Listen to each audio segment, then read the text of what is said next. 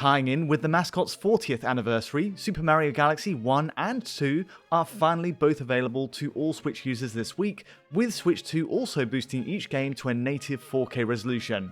A proper release of these games has been long overdue, of course. Super Mario 3D All-Stars was sadly removed from the eShop shortly after its late 2020 release, a package that included the first game but notably missed the excellent Mario Galaxy 2. 5 years on, Nintendo redoubles its efforts to now offer the definitive version of both games, complete with a handful of visual upgrades. So just how does each look and run on Switch in this brand new 2025 release, particularly in comparison to the Wii original? How extensive are the changes to textures, cutscenes, and the UI? And what are the benefits of playing on Switch 2 hardware over a regular Switch? Let's find out.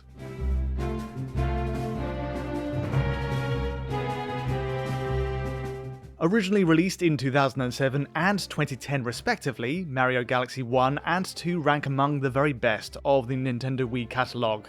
Following on from Mario Sunshine on GameCube, the move to this vast outer space setting opens up seemingly infinite ideas, with Nintendo toying with what's possible in a virtual 3D space more so than ever before. Either in its use of extreme gravity physics, letting Mario hop between a belt of asteroids, or in his string of colourful suit abilities, each level presents one inventive concept after the next. The visual style holds up impeccably even today, with a camera system that smartly pans around each planet to keep Mario's position legible at all times. Backed by a lush orchestral score that evolves as you play, Super Mario Galaxy is rightly considered one of the all-time greats of the genre. And the sequel is a worthy encore. Super Mario Galaxy 2 somehow ratchets the difficulty level even higher with the introduction of Yoshi, and is a huge achievement in its own right.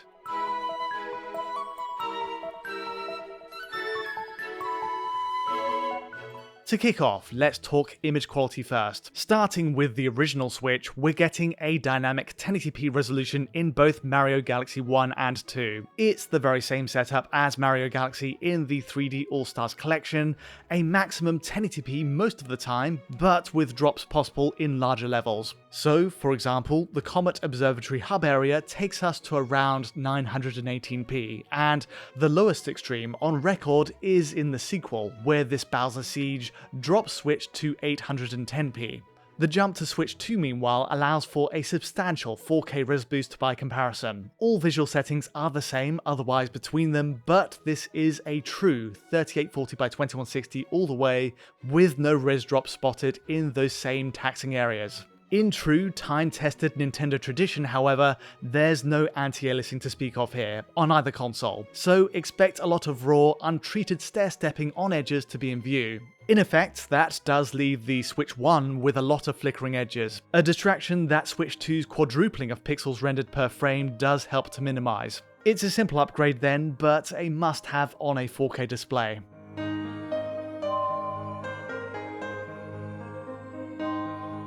This is fundamentally a Switch 1 game, where otherwise the Switch 2 upgrades are rather thin on the ground. More to the point, it builds on the existing work Nintendo put into the 3D All-Stars version back in 2020. So it retains the 1080p HUD and text elements introduced in that previous release. All of its control bindings return too, including gyro controls to direct the pointer, and using the touchscreen while in portable mode. Likewise, the pre-rendered cinematics in Mario Galaxy, which were remade in 3D All-Stars at 1080p, make a return for this 2025 release. These scenes feature the same increase in gamma as the 3D All-Stars version, but they do add extra detail over the Wii original at least. The point being that while all of this is good news for playing the 2025 releases on an original Switch today, the HUD and those pre-rendered sequences remain at 1080p, even if played on Switch 2. It's a missed opportunity to redesign these at 4K on the newer console, but at least the 3D visuals are beautifully sharp here.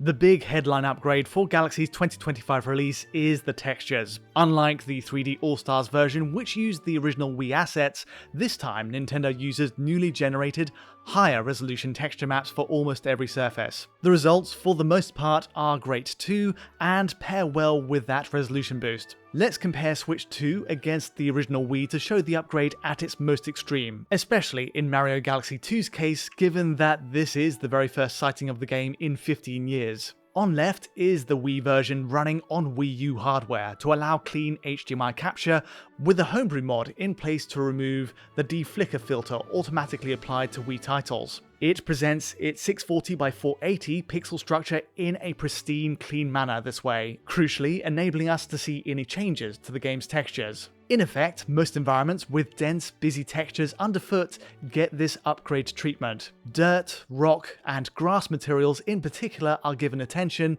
with a visibly finer, less coarse pattern to the newer texture maps on Switch 1 and 2. You'll also notice that texture filtering is boosted on Switch, which in the opening castle run of the first game helps to remove the blurring on surfaces at tight angles. The shader used for metals appears to be unchanged, while other surfaces get a stark overhaul when compared directly to the Wii. It's possible that some may prefer the original design just in terms of the aesthetic, though there are points that clearly benefit. The hay texture for the Dino Piranha boss's nest early on in Mario Galaxy is a colossal leap in quality, for example. Most of the brickwork in the Honey Hive Galaxy stage is also respectfully reworked, presenting the original pattern design, but simply at a crisper, higher resolution.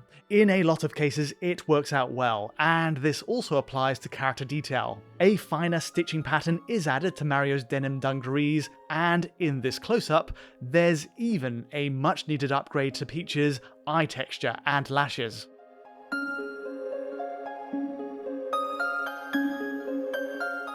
This is Mario Galaxy 1 and 2 looking their very best, stacking on top of the existing upgrades in 3D All-Stars. A few other smaller visual tweaks bear mention. Firstly, the shadow draw under enemies, the circles, are rendered farther afield on the new Switch edition. It's a very slight difference, but flying forward with Yoshi, there's a boost to the rendering range for shadows. And likewise, the new Switch release runs with character model LODs at maximum at greater range, improving on the Wii release, which has a subtle switchover in geometry complexity on characters as we walk forward. Beyond this, the resolution boost and the new textures, it presents as the same core experience. There are a few downsides too. Firstly, the bitrate on the pre-rendered cutscenes isn't that high, and compression artifacts are easy to spot. Secondly, just as with the 3D All-Stars version, there's a similar instance of color banding in the new release. On the skies near Luma here, notice the gradients of blue on Switch, which isn't an issue on the Wii original. It's not been fixed, but thankfully it's only an occasional problem. Looking at performance, across hours of testing, we're getting a rock-solid 60 frames per second as you'd rightly expect. On Switch 2, rendering at 4K at practically all times isn't an issue, even in the most busy levels, and the reading is unfaltering at 60.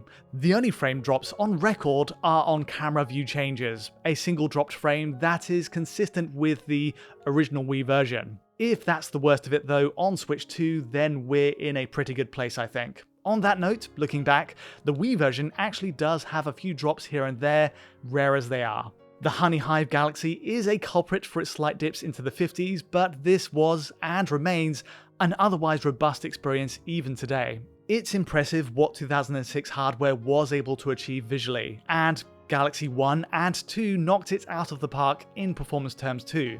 Returning to the 2025 release on Switch 1, the fact we're getting upgraded textures over the 3D All-Stars edition doesn't change matters for its performance. Again, even looking at the taxing Honey Hive stage, it's difficult to find any drops of note under 60 based on testing so far in both games, which is a great turnout.